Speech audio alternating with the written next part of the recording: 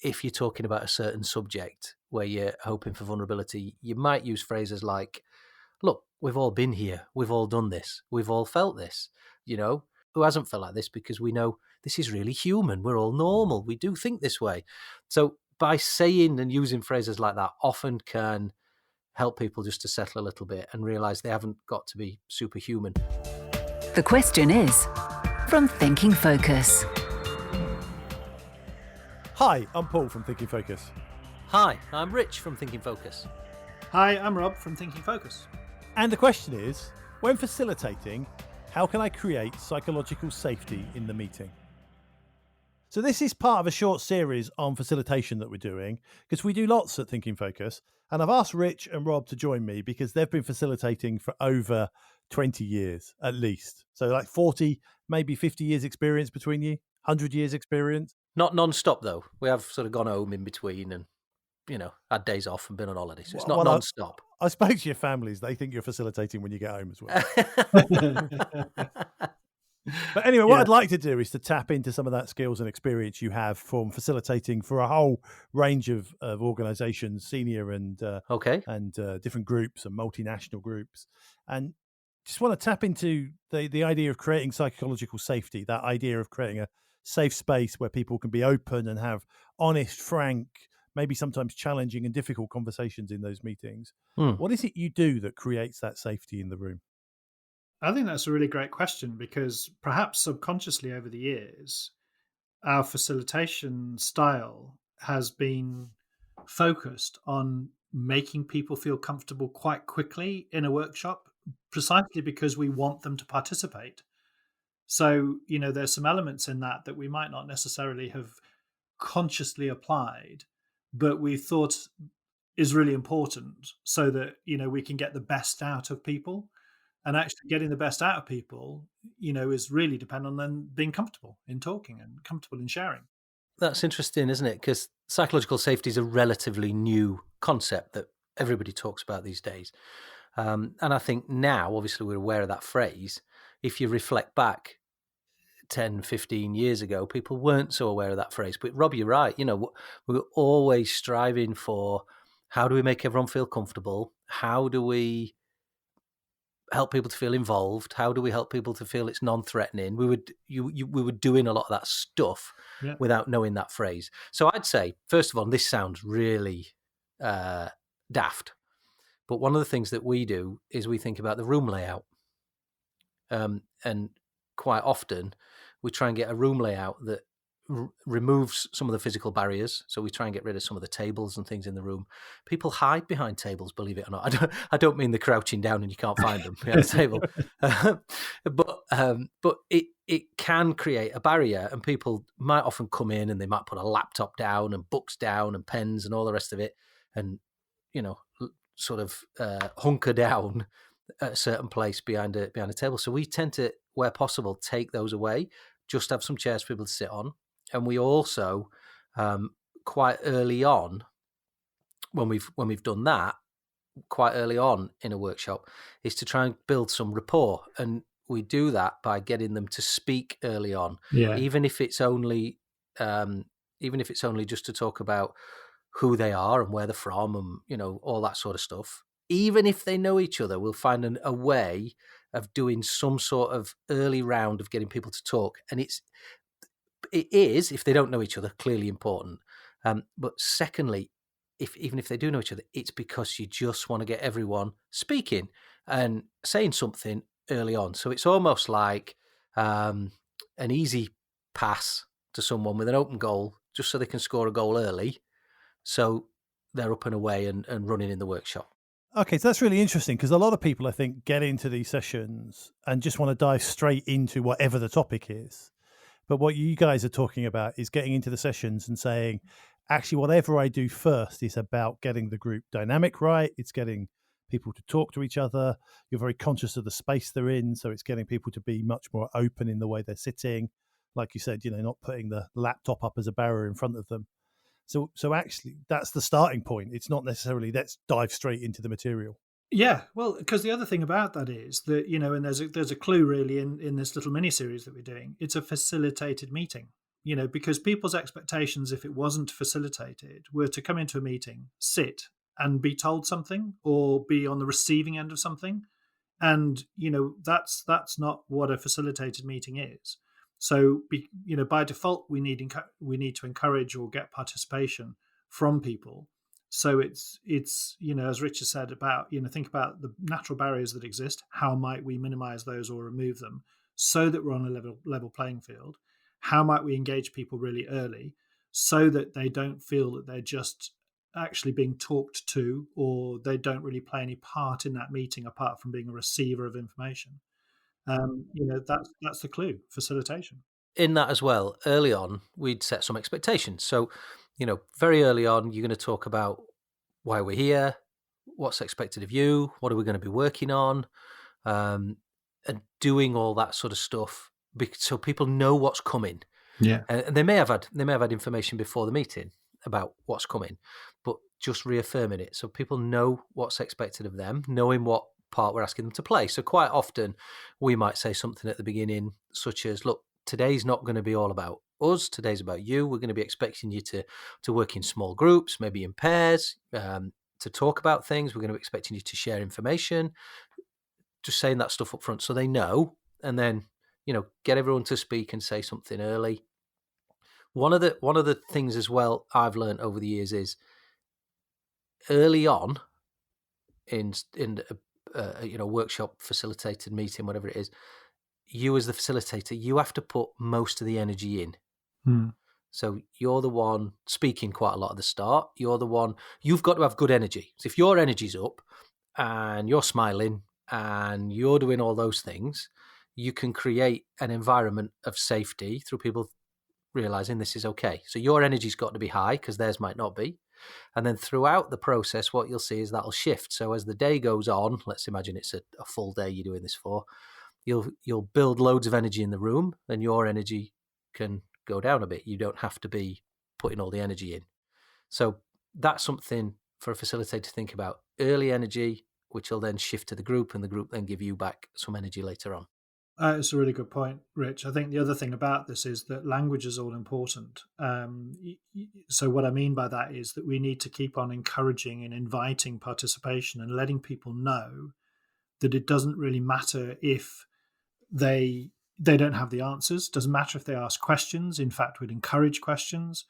We're not looking for experts in the room. We're looking for people to learn and to share and all the rest of it. So that vulnerability that is good to have as a facilitator is really also good to encourage amongst other people to go, I'm not necessarily sharing or showing my vulnerability per se, but I'm allowing you to know in this space that whilst we're all here together, that we're all in the same boat, and that you don't have to feel like you're exposed. What's that sort of old saying? There's no such thing as a stupid question. Any question. The stupidity is if you don't get, you've got a question burning in the back of your head and you never ask it. So it's actually enabling that encouragement all the time of people, so that they go, okay, and they might not believe you to begin with. I mean, we all know differences that people have. Somebody might take 10, 15, 20 minutes to warm up, feel safer, whereas other people will dive straight in because within the first 3 or 4 minutes, they're quite happy to talk. And because we need everybody to be involved, it's the creation of that safe space has to be tempered. And I think that's done by encouragement. Part of what I'm hearing here is that almost as the facilitator, you need to role model the safety. Yeah. So you always need to prove that you can go somewhere and it's okay. That you can make mistakes or be a bit more vulnerable. Yeah. Well, I mean, I'll give you an example. For instance, Rich and I have worked together over so many years, and when we run sessions together, sometimes, and Paul, you know this as well because you've got a similar experience. You specifically have to be a bit wary of the fact that that Rich is going to say something about you to the audience to allow the audience to feel comfortable. So whether you're not necessarily the butt of a joke of his or something like that, but the meaning behind it is that actually, everybody else settles into that and think, oh, that's all right then, because these guys are quite happy to poke fun at each other. They're quite happy to actually show their vulnerability in front of us, which means we can too. Oh, that's why he does it. I just assumed he was mean after all these years. A standard introduction that Rich will give of me of Rob's got 2 daughters, one of whom he likes and one of whom he doesn't. And there's not a single person in the groups that we've worked with who haven't responded with a sort of a bit of a laugh, a giggle, a relaxation as a result of that, because they think it's a funny way of looking at things. But, even if they were feeling a slight bit of tension before that, going, oh, okay, that's quite funny, that's quite interesting, that's a level of vulnerability, and we're relaxed about it. Can I just check, Rob? Your family don't listen to these podcasts, do they? Oh yeah, she knows. The one that I don't know. But yeah, and that's you've got a role model, as you just said, Paul. You've got to role model some of the vulnerability you want. So maybe if you're talking about a certain subject where you're hoping for vulnerability, you might use phrases like, look, we've all been here. We've all done this. We've all felt this. Who hasn't felt like this? Who hasn't felt like this? Because actually, I'm speaking now of Matt speaking a workshop. Who hasn't felt like this? Because we know this is really human. We're all normal. We do think this way. So by saying and using phrases like that often can help people just to settle a little bit and realize they haven't got to be superhuman. The other thing you made me think then, Rob, actually is sometimes when you are facilitating a meeting, there might be people sitting there going, where's this information going? If I say something in here, who's asked you to do this and where's it going? So occasionally, not everyone's not like that, but occasionally you do need to say, look, rules of this are whatever we talk about today is to help us achieve the goal, whatever the goal is. And that information is just for us in here. It's not going anywhere else. We just want to get to the bottom of this issue so we can achieve the goal, move forwards, whatever it might be. And I've found over the years, sometimes you have to say that. And I think you'll know because of the topic you're facilitating. But you have to say it because otherwise some people are, if they feel slightly threatened, they're thinking, I can't say anything here because where might this go back to? Well, and people are naturally wary, aren't they? And if you think about it, and why do we concentrate on this? Apart from it being good practice, one of the things that we have to be very aware of as a third party coming into that organization, those individuals in the group will go, actually, I don't know if you're here as a sort of a bit of a corporate spy, and you are then reporting back to my manager. So, unless those things are made quite clear, or we enable people to understand that is not an issue, and we take the issue off the table, those people who are most wary of things like that are going to still keep quiet. We're never really going to get them to participate in a meaningful way. I think one of the questions you often get asked is by the person that's sort of getting you to help them with a workshop is, how long is it going to take? And quite often they'll be like, they'll want it to be shorter than it needs to be. Of course. And one of the things that's always, if it's a new group you're working with, is you have to allow a little time up front, as we've discussed, to build trust. It's for the group to trust you, trust others in the room, and trust the process. So you can't shortcut that, because if you shortcut that bit, which is all that stuff about putting more energy in, getting people to talk, sharing some vulnerability, trying to have a bit of fun. If you shortcut that bit, you won't get the outcome you're looking for. Because basically people are early on, not always, don't get me wrong, because sometimes it's people that know each other and they love working together and all that stuff. But on some subjects, it's more like, well, who's this person here at the front and why are they here and what's this about and who are they? So you've got to just be aware of that if you think that's the case, and invest a little bit of time in building relationships. So through that process, you start to create more psychological safety, and then perhaps you can start moving into various exercises or topics to get people to talk about the actual issue or problem or goal or whatever it might be. So last question from me. One of you's got really noisy in the background, by the way. Sorry, that's me. My apologies. Is that one of your children? Is that one of your grandchildren that you don't like, or is it one that you do like? No, the grandchildren's not an issue. All the grandchildren I like. It's just their parents you're not keen on. Yes, correct. Yeah. Okay, so last question from me then. So what are the things that happen that tend to, kill the safety in these sessions? What is it that kind of breaks the safety down, and how do you handle that? Ooh, that's a good question. It is a great question. I think it not being set up properly. So if you've not worked with the customer to communicate what we're doing and why we're doing it and what's expected of people prior to the event, that can kill it. I think if you don't do that properly at the event as well, so like I said, I would always do that again.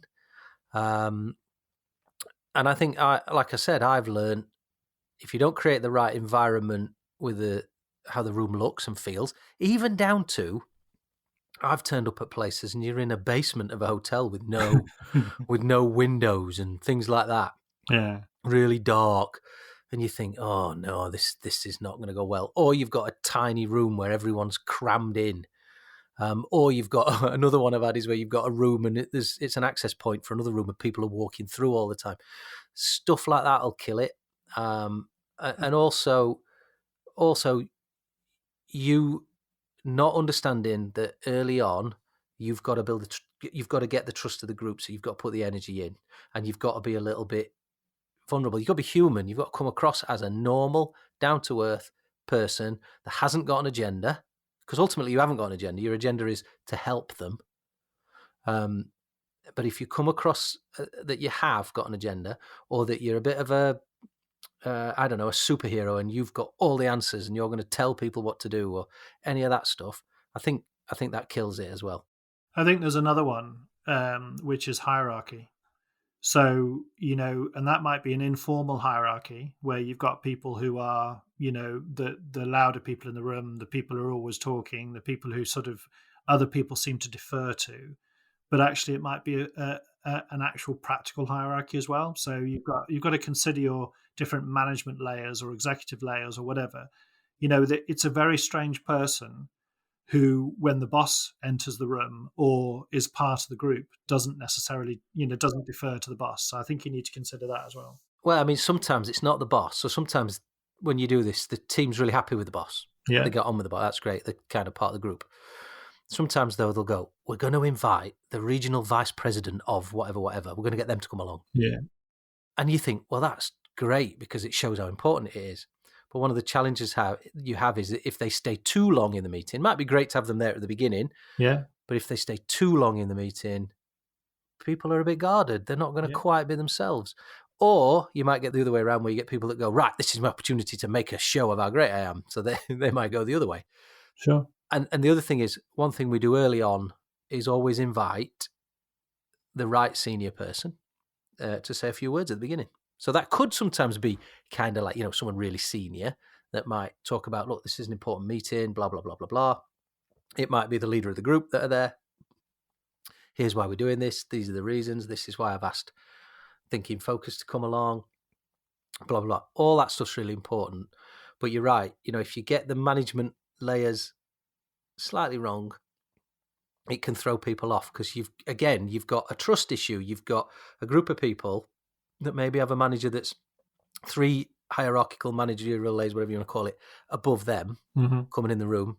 Immediately, that's going to change behaviour. So you got to think about that. And quite often, I find customers go, "Oh yeah, regional vice president says he'll come and he'll spend the day, and he or she's really interested, and actually, she thinks that this could do this, that, the other." You can go, "Yeah, great, but."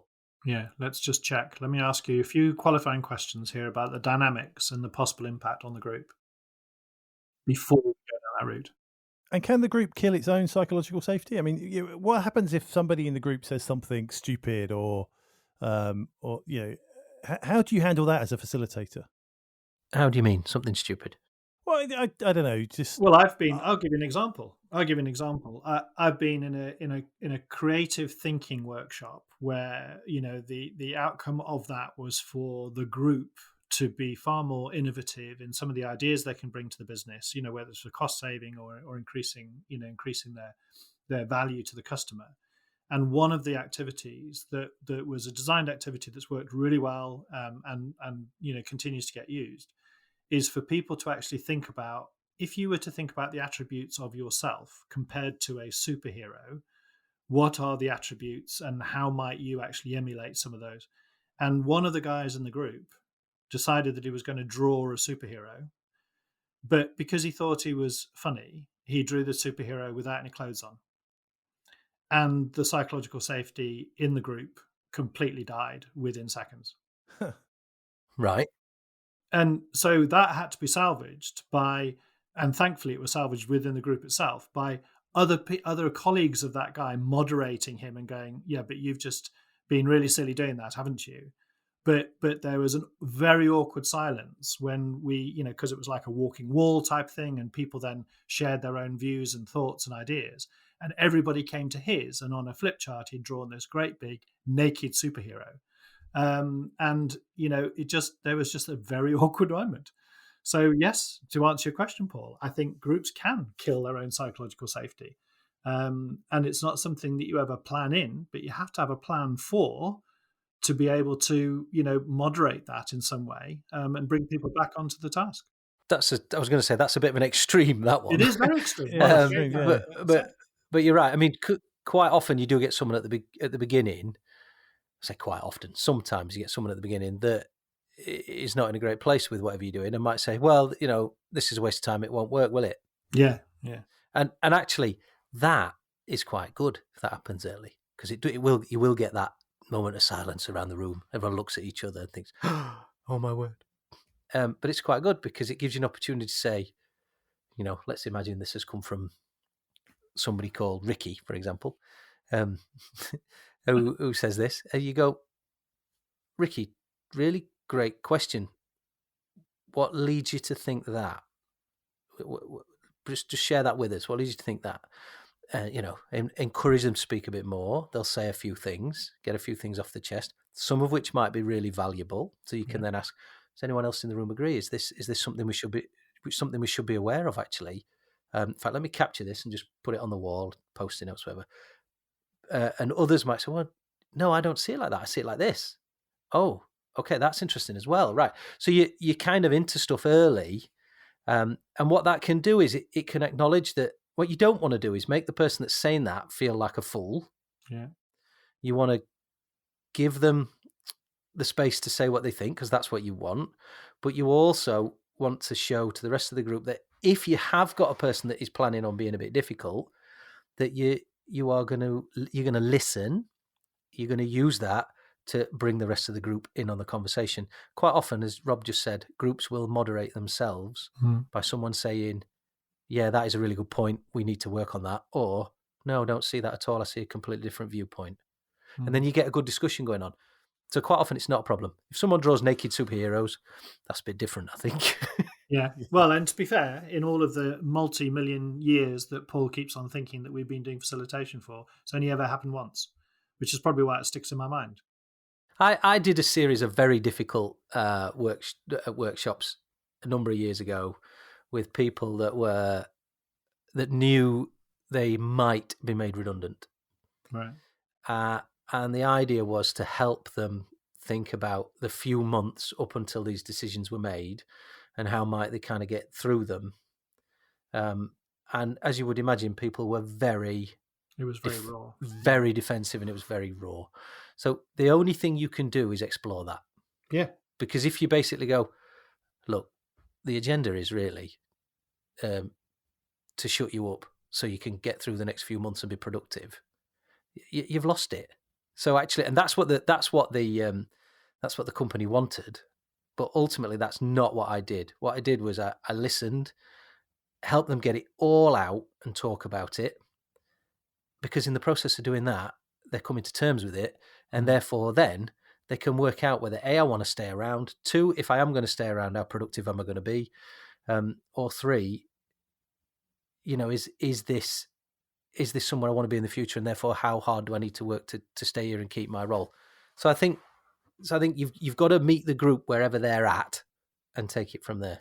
See, I've had a very similar experience, and I think as a facilitator, that is one of the most challenging things. I always think back to one experience I had, similar type of workshop to the one you just described, Richard, where a particular person in one of the sessions came in, picked the chair directly opposite where I was going to be. Yeah.